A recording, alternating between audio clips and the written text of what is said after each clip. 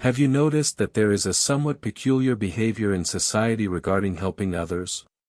From a young age, this peculiar behavior is taught to us. Being a good person, a spiritual person, a loving person means always saying yes, constantly giving, always being available.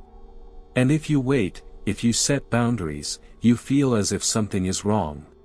Thoughts like, I'm selfish, I'm not a good person, cross our minds. But what if I told you that this idea is completely wrong? The desire to save, fix, and help everyone is not actually love. Sometimes it can be a kind of struggle. You may be hindering the habits that life is trying to teach people. Think about it, if you constantly rescue someone from the consequences of their actions, you are not actually helping them, you are holding them captive. You are delaying their learning. Don't misunderstand me, I'm not saying we should be cold and unresponsive.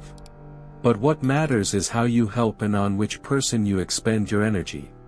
Because there are certain people who seem to drain your energy, taking and taking, but it's never enough. And the real tragedy is not that they drain you, it's that you are preventing them from growing. Here are 7 personality types you need to learn about. You should learn this not to judge them, but to protect your own energy and allow them to gain their own life experiences. 1. Chronically lazy people. Those who know change. A person in difficulty accepts your help and takes a step forward. But chronically lazy people use your support as a crutch. Life is hard, someone else has to carry the load, they tell themselves. The moment you get involved, you become dependent on those people. Do you know what happens in the structure of the world? A bird does not feed its chick if it is not hungry. A fruit tree does not continue to feed a branch that does not bear fruit. Nature is very clear, those who do not produce, who do not contribute, are cut off. This is not cruelty, it is experience. Chronically lazy people always have an excuse. They say things like, my childhood was difficult, I was unlucky, there is no justice. Perhaps there is some truth to it. But the important question is, what are they doing now? If they are not taking even one step, helping them only keeps them lazy. Those people must feel hunger, laziness, the consequences of their mistakes, only then will change occur. Some people carry others for years, you pay their bills, solve their problems, clean up their messes. And every time, you tell yourself, I'm a good person. But what if your kindness is actually keeping them lazy? What if your help is preventing them from standing on their own 2 feet? Weak and lazy people need to feel hunger, problems, and face the consequences of their mistakes. Only then can they change. 2. Constantly ungrateful people. Have you ever noticed that some people act as if they haven't received a gift when they get a surprise present? You give them your time, your money, your heart, they don't thank you, they don't even appreciate it.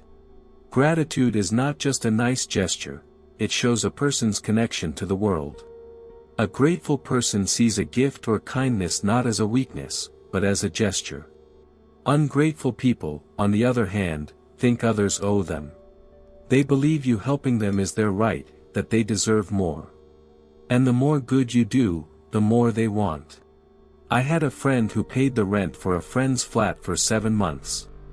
Every month, he sacrificed his own comfort so that his friend would have a roof over his head. So how did his friend respond?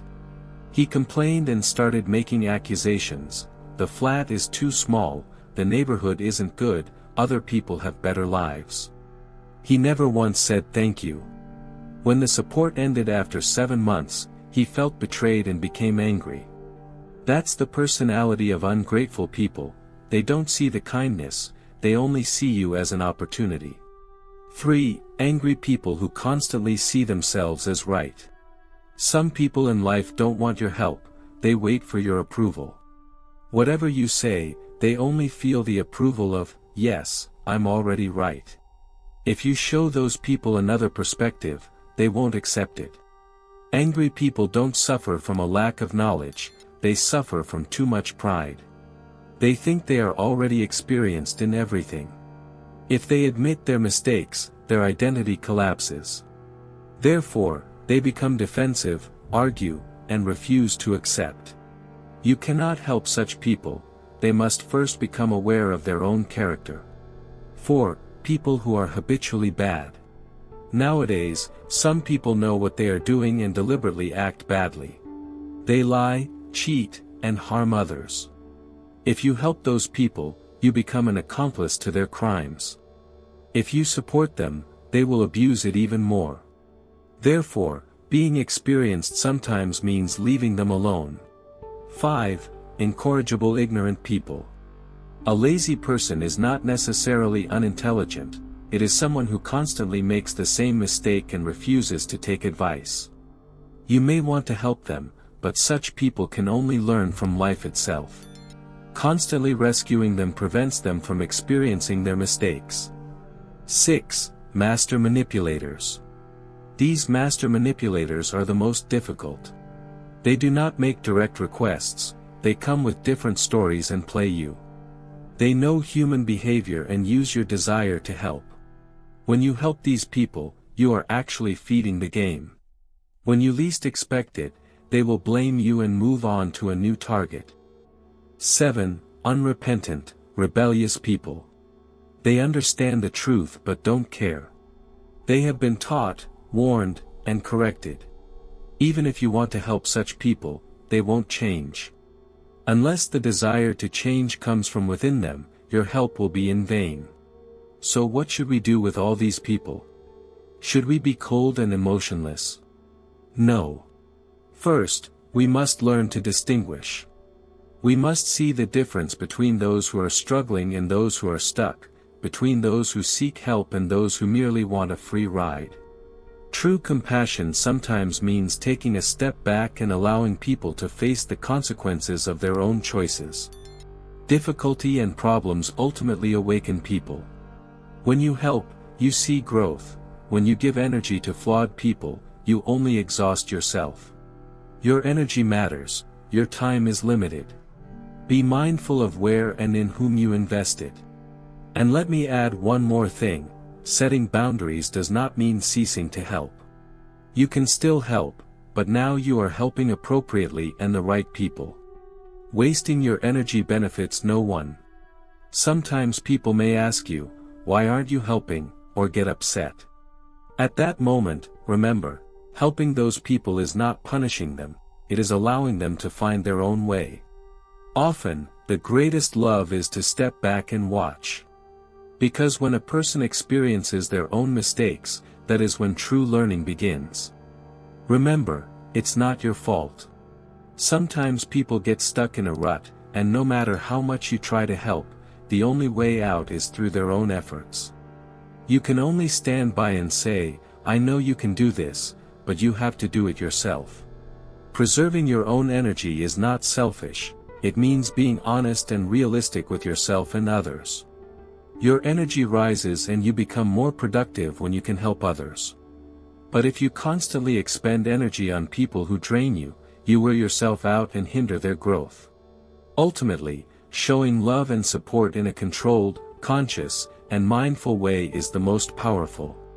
You must live your own life too, and true love sometimes requires stepping back and setting boundaries. In short, you cannot save everyone. But sometimes, showing them the way is enough. And sometimes, the greatest kindness is allowing them to face their own choices. Your goal is simply to support, guide, and spend your energy in the right place. And remember, setting boundaries is not being selfish, it is showing respect for yourself and others. Helping is a good deed, but helping everyone, all the time, harms you. When you spend your energy wisely, both you and those who truly want to change win. Sometimes people may be surprised, upset, or even angry when they see you are not helping them. This is normal. But remember, you cannot live their lives or make their choices. Sometimes the greatest kindness is to let them go their own way and simply stand by them. Because some lessons can only be learned through experience. And the positive side of this is realizing that when you value yourself and your own life, people who truly need you understand this. They also grow safely within your boundaries. You can support them wholeheartedly, without getting tired or worn out. Conserving your energy means investing in yourself. The stronger and more organized you are, the more you can benefit the people around you. Help that comes from a tired heart often does not have the desired effect.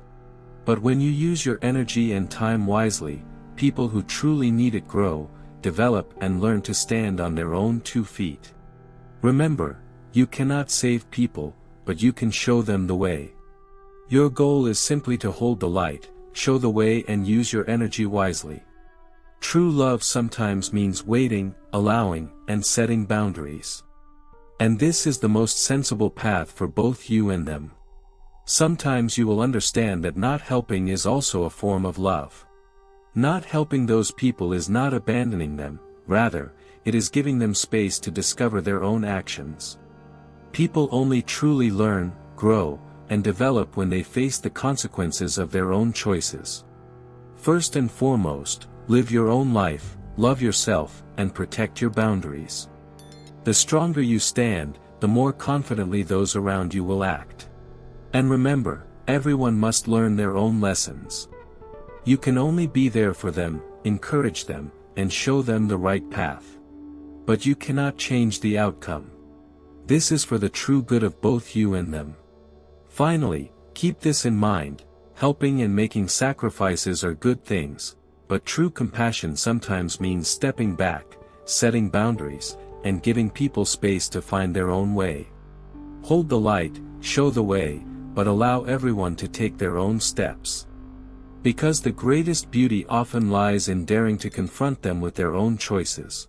And when you do that, both they and you truly mature.